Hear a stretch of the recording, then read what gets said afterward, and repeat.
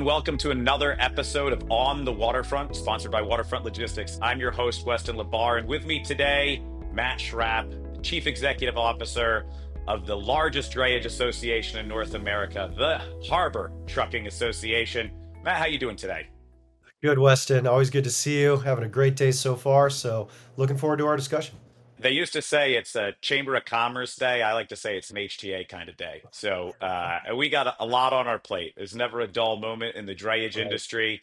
But I think when it comes to drayage, when you talk about California specifically, everybody wants to know what's going on the clean air front. What's going on with sustainability?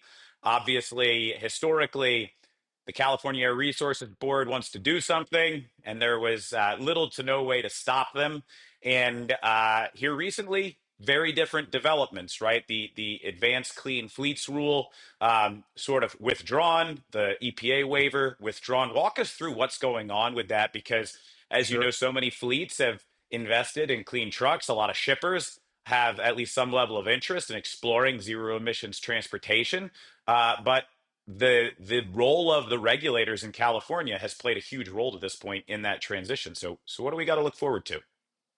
Well, I'll tell you right now, we try to really temper the latest developments with the fact that we are in the state of California, and this has always been the bleeding edge of progressive politics when it comes to air quality and protection, emissions reductions. So we're not out of the woods, so to speak, but I will say that the Air Resources Board, for better or worse, during the development of the Advanced Clean Fleets rule, were questioned many times about the need for them to obtain a waiver from the federal government. And you need a waiver in California to set engine standards. It's exclusive jurisdiction of the feds.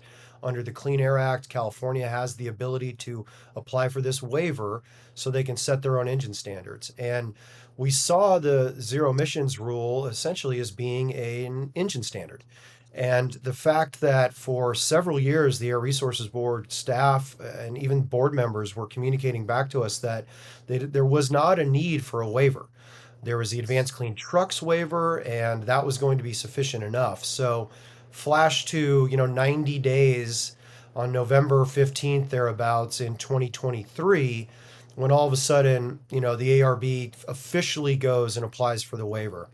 In April of 23, when they adopted the ACF, there was a resolution item within the board report that said we may need a waiver or determination that we don't need a waiver, and it took them several months to actually submit it. So timing had a lot to do with it, in that it was the last waiver that was submitted to the EPA amongst a menu of different waiver requests for harbor craft, for locomotives, for TRUs.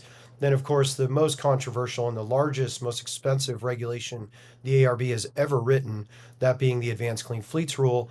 Subsequently, from a timing standpoint, in their minds, with the new administration coming in, they were safer to just withdraw the waiver from EPA consideration as opposed to letting it go forth, potentially being denied and creating several legal challenges to that determination. So, by them pulling the ACF waiver, effectively, while the rule's still on the books, they have no authority to enforce it. And it's difficult because, as you alluded to, a lot of people made investments on both sides of the coin. Folks looking at zero emission technology from battery electric to hydrogen, and also procuring internal combustion technology to help ensure that they would have ample capacity past 1124, where the ARB said you cannot enter any internal combustion engines into the drayage truck registries after 1124. So fleets went out and purchased a lot of equipment to be able to make sure they could service their customers. And come 90 days before the rule goes into effect, the rug is pulled out from under us. And with the work of CTA on the statewide level, agreeing to a stay of enforcement, we basically went back to square one, and now we're just in this waiting game. But again, this is California, so they have other levers they can pull. But as far as the ACF is concerned, it's unenforceable, which is a mixed bag. But again, some good news on many fronts. As you said, man, fighting the ARB was always an uphill battle, and typically very few success stories when engaging in that. Yeah, most people don't realize when they pulled that waiver, it was really to avoid setting a dangerous precedent, which is that they've never had a waiver denied by the EPA, right? And so obviously they didn't want to set a legal precedent that, oh, hey, Sure. this can actually happen. Um, so like any good trucker, let's drive down this road because I think there's a lot to unpack here. But Yeah. before we go into what the rules actually are today, can you talk a little bit about the difference between the Advanced Clean Truck ACT and Advanced Clean Fleet ACF rules? Because I feel like a lot of people don't discern the difference. They think they're part and parcel the same thing. And why wouldn't you? ACT, ACF sounds pretty familiar. It's all alphabet soup. Um, what's the core difference between ACT, which is in place and they do have a waiver for, versus ACF, which is technically a rule on the books, but it's really a paper tiger. There's no teeth in it. Right. So the Advanced Clean Trucks Rule, ACT, that is more or less a manufacturer mandate. So each heavy duty OEM that's producing equipment for sale in California over 2B GVWR weight rating will need to meet a certain percentage of total overall annual sales that are zero emissions. So that again can be battery electric or hydrogen. You're able to generate credits essentially, but more or less you have to each year starting, I believe it was model year 2024. So that's, 2023 calendar year.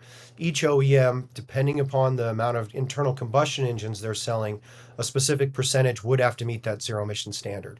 So OEMs, they were, looking at the rule, ramping up supply chains, looking at assembly lines, hiring personnel, doing a lot of R&D to get these trucks into the system, thinking that there would be an end user mandate, which is the ACF. So while the ACF is frozen in time at this point, you have the ACT, which is waiver issued, technically enforceable, but you have some questions now as to whether or not a waiver that's already been issued can be revoked, more or less, or canceled through the Congressional Review Act. So you still have some questions as to whether or not the waiver is going to stand. But the OEMs, several of the major OEMs, original equipment manufacturers, signed something known as the Clean Truck Partnership, which more or less committed them to meeting the ACT standards, regardless of waiver determination, regardless of any legal challenges. So we're looking at an interesting time right now that if, in fact, the Senate parliamentarian lets the question go as to whether or not Congress and Senate can cancel a waiver that's previously been issued, amongst a host of other clean car waiver and others, that if it gets canceled, there's still the thought that there is this clean truck partnership, which is still going to motivate the OEMs to continue down this pathway and meet those percentage standards. So a lot of questions still flapping around in the wind, so to speak. Yeah, and I think it would be fair to say, simply put, that the strategy was ACT top of the funnel, make sure that zero emissions trucks are being made, and that you're essentially putting a requirement in place that if you want to sell a combustion engine truck, you need to sell a zero emissions non-ICE truck as well, right? And so it's a percentage breakdown. And ACF was the bottom of the funnel strategy. We're going to require people to buy these things, which makes it Mhm. more financially feasible to force the manufacturing standard. And it was sort of a barbell approach of let's force them to build and sell them, and then let's force people to buy them. And we've been market makers. We've created a new commercial market for zero emissions truck. And that's where the strategy fell apart, is now you have folks that are required to sell something and build something that you don't necessarily have a robust consumer market for. Would that be safe to say? Yeah, absolutely. You kind of mentioned those creating markets. And one other challenge with the ACT is you have a provision in the Clean Air Act 177 that allows other states to opt in to California rules. So Washington, Oregon, Colorado, several others, New Jersey, have adopted this standard of ACT while they never had a complementary ACF standard. So it makes it even more complicated in some of those other states that have looked at ACT, adopted it, and now with all these legal questions as to whether or not the waiver will stand, juxtaposed against the Clean Truck Partnership, just more questions than answers. And I think, it was evidenced by Daimler Trucks North America, the largest employer in all of Oregon, basically telling the state of Oregon after they adopted the ACT that the way the rule was constructed, they weren't going to be able to sell any internal combustion engines in the state of California at all in 2025. So I think people have started to recognize some of the challenges. And while we've heard rumblings of the standards being pushed out a couple years, 1 year, 2 year here and there, suffice it to say, there hasn't been a groundswell of support to remove themselves from the standards contained in the ACT. And that might have something to do with the Clean Truck Partnership. But again, with the question sort of flapping in the wind, to say that again in Congress, whether or not the waiver stands, I guess, is remains to be seen. Yeah, and the feedback I've heard from the dealers, the OEM dealers, is that this is their death sentence essentially. If they don't have a consumer base and they can't sell what their consumer base wants, which is different types of internal combustion engine options, if they don't have a zero emissions, book of business, they essentially can't sell anything in the state of California, and thus you're going to chase that job center, sales tax, all of Yeah. the fun things that it contributes. You're chasing that out of the state, and people will buy their ICE trucks in states like Oklahoma and Nevada and Arizona, and they'll just bring them into the state of California where they can operate them. Right? Is that really the effect? Is that we're going to kill the dealership and manufacturing networks in a state like California? Dealers are struggling, no doubt, and when you sprinkle on top of it this low NOx omnibus rule, which effectively more or less created a California only internal combustion engine standard. One of the reasons why the Clean Truck Partnership went forward was to more or less cut a deal with the ARB to say, instead of having these California only engine standards, and again, the low NOx rule, it did get a waiver from the federal government, so that's also up for consideration on the federal level. But it constrained the amount of engines that the OEMs could actually produce because there was this more or less a California only engine standard. While they were able to leverage credits across Advanced Clean Trucks rule to allow them to sell legacy engines into California, whether or not you can actually purchase a truck out of state and register it in California if it doesn't meet the low NOx omnibus standards remains to be seen. So, the questions are they're numerous out there, and the dealers have been struggling for many months now, if not years, because of the uncertainty around ACT, and then again the more stringent standards contained in the low NOx omnibus. And 2027 was really the date where we were going to see a single nationwide engine standard based upon the low NOx omnibus rule without having that California only engine. So that was a motivation for them to more or less enter into an agreement with the ARB so they wouldn't have to worry about building California only engine standards. It's very difficult for the OEMs, both on the light duty side and the heavy duty, to produce a single engine standard for a handful of states while the rest of the country doesn't have those type of restrictions. So it's a compounding issue for sure. And I don't think was, upon hindsight, definitely not thought through all the way, regardless of all the input from stakeholders, dealers, OEMs, fleets, that this was not a good idea and this was exactly what was going to happen. We're sitting and living the reality now, and I think there's more motivation even to peel back some of these rules because of all of the unintended consequences, or perhaps on some levels, some may argue that it was fully intended. That this is the way, so to speak. It's zero emissions or nothing moving forward. Yeah, and you brought up yet another tool, I guess, in the sustainability regulatory toolkit, right? But as you look at it, it's almost like a seven-layer dip approach, and you gotta that's it's death by a thousand cuts, I guess, is how you look at it, transitioning from an internal combustion engine solution in the state of California to zero emissions trucking solutions. And talk a little bit about what the landscape does look like today, what we do know, because you have indirect source rules around facilities that are aimed at regulating scope three emissions. So any sort of mobile source or a truck, an asset going in and out of somebody else's facility, capturing that and holding the facility accountable. You've got the Port Clean Truck Program, which obviously regulates what type of equipment can come in and out of a marine terminal at the ports of Los Mhm. Angeles, Long Beach, and really Oakland as well, right? Because California has been moving much more in lockstep statewide on these types of fronts than they have, I think, 10 years ago. And because of that, you don't have as much variation in the port authorities and how they regulate. So talk a little bit about what this looks like, because everybody's concerned about what's going on with advanced clean fleets, but there's a ton of other ways that they can be regulated on clean trucks. Everything from, like I said, AQMD ISRs to port clean truck programs to legislative adoption on scope 3 emissions and reporting for public companies, many of which are big retailers and e-commerce companies that do a lot of business in a state like California, where now they have to report their real carbon metrics and not just say we have a standard we like to meet. Now you have to fill in the blank as to where you're at today. And so I actually think there's probably more that's going to drive the zero emissions conversation absent advanced clean fleet than people realize. Absolutely, and even the chair of the Air Resources Board, Leanne Randolph, in the New York Times article that more or less outed the fact that they were withdrawing the ACF, the quote from her was, "Well, we're going to look at local levers, and those levers are ISR, the indirect source rule in the South Coast Air Quality Management District. If you're over 100,000 square foot warehouse facility that's serviced by heavy duty vehicles, you need to track each trip.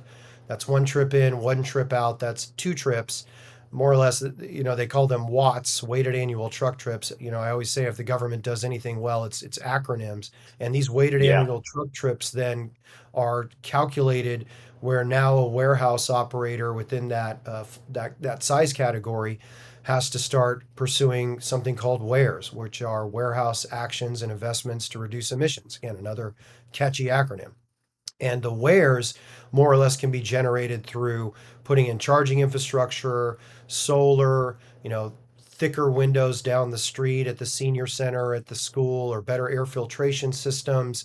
There's a menu that you can pursue, but one of them, which is probably the most obvious, is the fact that you just start servicing zero emission vehicles, or even the internal combustion natural gas engines do have a lower score, but by servicing those zero emission vehicles especially, not only does it offset your watts, but it's going to generate potentially wares credits for you that you can use to mitigate against whatever citation you're going to receive for not meeting the threshold that's put in place by the South Coast. You have an effort even on the statewide level to look at ISR for every region of California.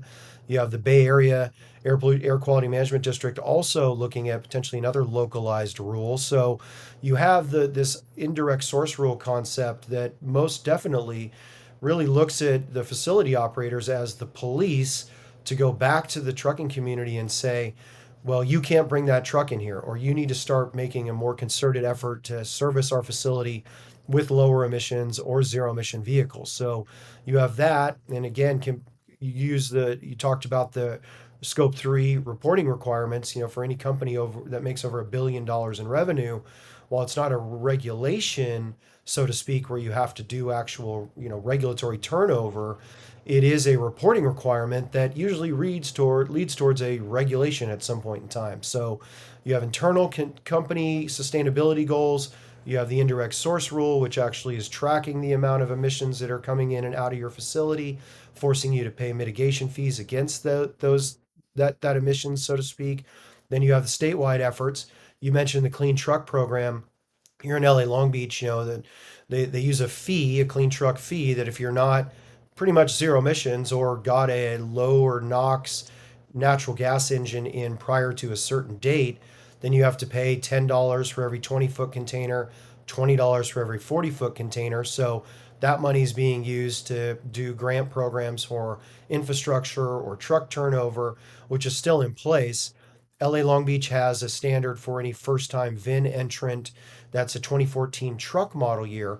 And through the rest of the state, it's only a 2010 model year engine. So you have some disparity between the other port gateways and what LA Long Beach requires for the very, those first time VIN entrants. But again, it's creating this standard that is achievable at this point in time. But you look at these other rules that, you're coming out of a port, you pay your 10, $20, and you go to the facility, and the facility says, well, you can't bring that in here, or I'm going to start putting up some measures to discourage you to do it. I've heard, from South Coast, it looks like they've fined, I believe, $30 million already to facility operators for either reporting issues or not maintaining enough wear balance on the trucks that they're servicing. So it has a real monetary penalty that I feel distribution centers are starting to feel at this point in time, and subsequently, going to require folks to turn over their equipment. So you don't even need the ACF to really, in one sense, let the market do it, where facility operators are going to say, well, you just can't come in here. It's a mixed bag, so to speak. But I'll tell you, again, we're back to California. There's many levers that they can look at, and those localized ones, especially, are can be very painful and have a tendency to sneak up on you if you're not really paying attention. Yeah, and to give everybody context, the last time I checked, out of the 18,000 total registered trucks and the 13,000 frequent callers that are really full-time port truckers, if you will, there's roughly 500 zero emissions trucks in the registry, and that number hasn't really had an uptick since Q4 of last year, when the presidential election happened. Um, and on top of that, by the end of this year, if the infrastructure is built out, you probably have the same amount of public charging stalls as you do zero emissions trucks that are registered to go in and out of the port. So I think there's a lot to be figured out, because Mhm. this isn't the field of dreams right now for the infrastructure providers. If you build it, they will come. It really comes back to, it needs to make sense, Yeah. or it needs to make dollars to make sense, Yeah. right? I guess Yeah. is the old acronym. So let's talk a little bit about that, right? Because the force has been regulatory, right? We're going to drive people to adopt zero emissions. And you brought up the cost. I mean, the WARE program, it could be anywhere from an extra dollar to $2 per square foot, triple net on your lease. So if you have a 1 million square foot warehouse, you could be paying several $1 million a year in wear penalties if you're not generating credit. So it could be a very big deal. Yeah. But we always come back to the other leg of the sustainability stool, which is productivity and efficiency. And even going back to the initial clean trucks program in 2008, 2009, the industry said, and that's what, let's be honest, that's where the Harbor Trucking Association was born, right? It was Yep. out of the first clean trucks program, the first clean air action plan. Yep. But there was a metric said, in order to afford the $150,000 uh, natural gas, forget near zero emissions, natural gas truck, we'd need, as an industry, 3 turns per shift per truck to be able to Sure. pay for that. The industry standard today is still at about a turn and a half, right? And so talk a little bit about it, because these trucks, everybody will talk about the subsidies and the funding, and it's not the same for different all the different fleets. I mean, some people are eligible for more than others, but also operationally, like we have quad axle trucks in the overweight corridor. The Yeah. last time I checked, yeah, we're 3 miles from the port, so it sounds like we'd be an ideal candidate for zero emissions trucks, but not if we're moving 56,000 pound loads on a quad axle truck and a triaxle chassis, right? I mean, and for every ounce of truck weight, you're losing what payload. So Right. talk about what you're seeing from the efficiency metrics perspective, because Sure. throughout the years we've looked at turn times, we've looked at dual transactions as an industry, we've looked at how can we maximize the productivity of an asset. And let's be honest, in the last 10 years, despite all those efforts, we haven't seen a large marginal increase in truck productivity going in and out of the terminals as a whole. As a whole, there has been a little bit of, I guess, progress in overall turn times. We were looking at, especially during the congestion at the supply chain crisis, these were 95-minute averages across the entire gateway. And now we're down, I think the number for February was about at 75 minutes. But again, that's on average. You have individual terminals that are well over 100 minutes for a monthly average. And, we weight the average depending on how many container moves out of each individual terminal. And it's still at about 75 minutes. Where the real challenge comes in is that we're still seeing 10% of the turns are over 2 hours. And so that just starts to compound on top of itself, and you're not able to get those multiple turns out of a single unit because you're trapped at a particular terminal, whether you're behind the gate or in the queue. Of course, the legendary traffic of Southern California doesn't necessarily help all the time, but if you can get in and out of the terminal in a quick fashion, and I know that there's a couple terminals that especially have seen tremendous efficiency gains under an hour, well under an hour, 40 minutes. Dual transactions, well, that is the most efficient way to move a container on and off the docks. Basically, we've seen even a decrease in the amount of dual transactions simply due to the amount of empty containers that are needing to be returned and particular restrictions at individual terminals. And terminals have to do what they have to do. But if I don't have volume at the particular terminal that's accepting that color of box on that particular day, I can't burn that empty on a dual transaction because I don't have anything to pick up there. So I'm just going to take and terminate a single empty container. You start sprinkling in chassis restrictions, chassis availability. It just makes for extremely inefficient turns. So when we think about sustainability, as you alluded to, there's more than just the engine standards, and the challenge with the zero emissions. Not only is the amount of time it takes to charge the vehicle with current technology, it's that range and that battery capability, because the more range you need or want, the heavier batteries are going to be. And you said it, for every ounce that you're going up, your payload is going down on the backside. And while not everything is always cube, 80,000, 82,000 pounds combined gross vehicle weight rating, it's a significant percentage that is going to have a dent in our productivity. So all these things piled on top of each other, this 7 layer dip that you talked about, it all of those different layers from the sour cream all the way down to the refried beans have so many different, I guess, crunchy little things inside there that you might bust your tooth on because you're not really paying attention to exactly what those operational constraints are. We've been doing this turn time program here with the HTA since 2014, I believe. It really set the tone for terminal productivity because nobody was really tracking turn times outside of the terminals themselves. And where they started that also was something that was always of question. Is it at the gate? From the industry perspective, of course, it's always has to do with the queue. How long is it going to take me to get into the terminal? Now, being serviced at the terminal is also has a lot of challenges depending on the day of the week and the time of year. But suffice it to say, if I can get more turns out of that piece of equipment, leverage more dual transactions, ideally, as you said, it got to make dollars to make sense. It's all about cost at the end of the day across the board.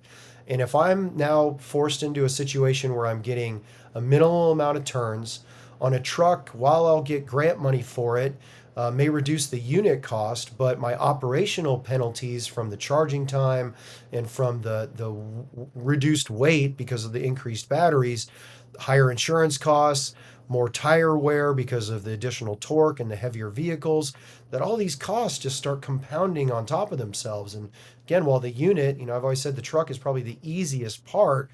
If you can find the infrastructure, and there's more infrastructure coming online, I will give especially the Port of Long Beach credit for being so aggressive in wanting to deploy that technology.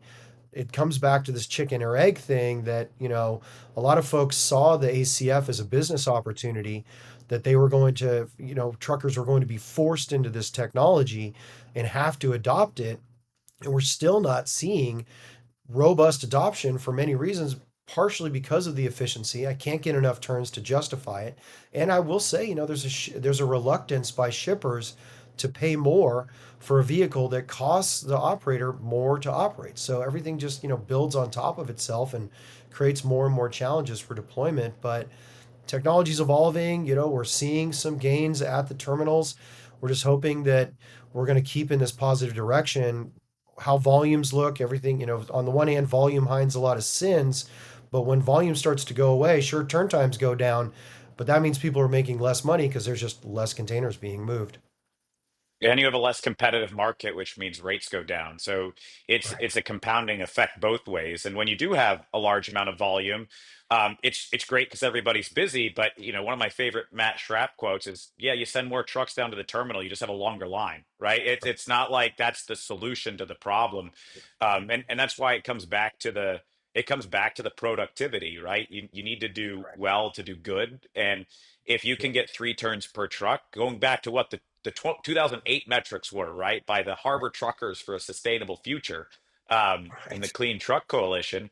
But when you go back to that step, I mean, if I can take a truck and I can move 3 containers with it as opposed to 1.5, it means I need 50% less trucks to do the same amount of work, right? And so when we get to a point where we adapt the right technology into the right lanes, as opposed to just assuming that all drayage is the same, which is, as we know, Right. it could, every company has a completely different business model and has completely different customers and a different operating Yep. plan. Yep. And then the other thing is, if you could reduce the number of trucks needed to do the amount of work you're doing today, or keep the same number of trucks to do even more work just through efficiencies, you're gonna have better asset utilization, less Mhm. traffic, less congestion. Oh, and a higher revenue per asset, which allows you from a productivity standpoint to, guess what? Invest in cleaner technology. So I Right. think it's part of the equation that gets lost all the time. And the Harbor Trucking Association does such a great job. Obviously, it's one of my favorite groups that I've ever had the opportunity to be a part of. But the Harbor Trucking Association always been a leader in trying to tackle it from not just one lens, but what are all the different contributing lenses? And so, right, I think where I'd love to finish this call up is tell people about the Harbor Trucking Association, how to get engaged, because really your members, and it's been this way for a very long time, come to you to say, Matt, this is what I'm thinking about doing. What am I missing and how should I do it? And, talk a little bit about your advice to the trucking community out there vis-a-vis zero emissions, and obviously I'm asking you to use some broad brushstrokes here when I just said it's not that easy. But then also talk about how people can get engaged, because you do a great job with webinars, meetings. I mean, there's not an organization that I'm aware of that gives more membership directed information based on what your constituents want to hear about. If they want to hear about sustainability, you have programming up the wazoo about it. If they want to hear about other things that are coming down the pike and or they have to deal with, you have really great programming around it with the folks that are either adopting or fighting most of these different initiatives. So let's talk about the Harbor Trucking Association for the last couple minutes. Yeah, education is key, right? The old saying, knowledge is power. Too much knowledge may sometimes be prohibitive. And we really Ignorance try is to help. bliss, right? Yeah, that's the other side of the equation. And there's so much misinformation out there. And I think that truck fleets have a tendency, they're very busy. They're moving, tens of thousands, millions of containers each year, trying to maintain a business in a very non-business friendly state, despite the fact that it's the fifth largest economy in the world. And the government has this mentality, well, someone will come in behind you if you can't cut it. And trying to empower the membership and the trucking community with information so they can make business decisions that are going to be beneficial to their bottom line, to their ability to continue to grow, to support families. It's something that we really pride ourselves on. And as the organization has grown leaps and bounds over the last 10 years because there's a need for information. And our educational component through the webinars, as you spoke about, through our motor carrier conferences, through the membership meetings, through our special events like Dre Tech, which is coming up here on May 16th, it's all about that information and education. Because if we can get people to understand some of the challenges that are out there and collectively look at solutions to try to better the industry overall, and I'm talking even not just for trucking, but the entire maritime global supply chain, to be more efficient, to be reasonable, to do the right thing. I've heard you always describe this industry as an ecosystem, and us being a part of that ecosystem, our role really is to help facilitate that education across the board. And when trucking companies come to me with an issue, there's always an opportunity to talk through it, obviously through our committees in trying to set up opportunities for more engagement with terminals or with local elected officials or with the port authorities to continue to help educate our membership so they can, again, make those informed business decisions. At the end of the day, it's just going to benefit everybody. If I need more than one electric truck to do the job of one single diesel truck, I've got to figure out how to make that pencil out. And while we're with the eye on the future, really is towards zero emissions. And again, California is very progressive when it comes to this. You have these other local level levers that are going to encourage people to get into this technology. That's only one component. If we can't figure out how to get all more efficient together, we're going to start dying on the vine. And with the ability of other port gateways to compete for a lot of that discretionary cargo, even a lot of that transload cargo that comes through LA Long Beach, whether it's Houston, Savannah, whether it's Charleston, Virginia, Miami, New Orleans, wherever it's going, these other states look at this opportunity and say, let's invest in our maritime gateways because keep it up, California, with all of your, crazy regulatory policy that just makes things more challenging. That's potential business opportunity for them. And so getting our members to think holistically about how we can approach this from a really collective standpoint and get education through the association by being a member, by sponsoring as a vendor or being an affiliate to come in and just try to get engaged in those conversations. At the end of the day, we're a trucking association. Our most important asset really is our membership. And the more empowered they are, the more successful the Harbor Trucking Association is going to be, which really at the end of the day just provides more education and advocacy opportunities where we're all going to benefit in the entire supply chain. Couldn't have said it better myself. If you aren't a member, go to harbortruckers.org, sign up today. I guarantee you it'll be the best investment you've made in your business in a long time. I like to call the HTA your insurance policy to continue to operate. And with that, I really want to thank you again, Matt. I always love having you on, having our conversations. We're part of an alumni network here that Right. I take very seriously, and I really appreciate all the work that you've done leading the Harbor Trucking Association, being the voice of our industry, and keep it up, man. We're here to help. We're here to help provide information. We're here to help learn. We're here to help be part of the solution, if you will, at Waterfront Logistics. So thank you again for joining us. I'm Weston LaBar. This was another episode of On the Waterfront brought to you by proud Harbor Trucking Association member Waterfront Logistics. Until next time, we'll see you then.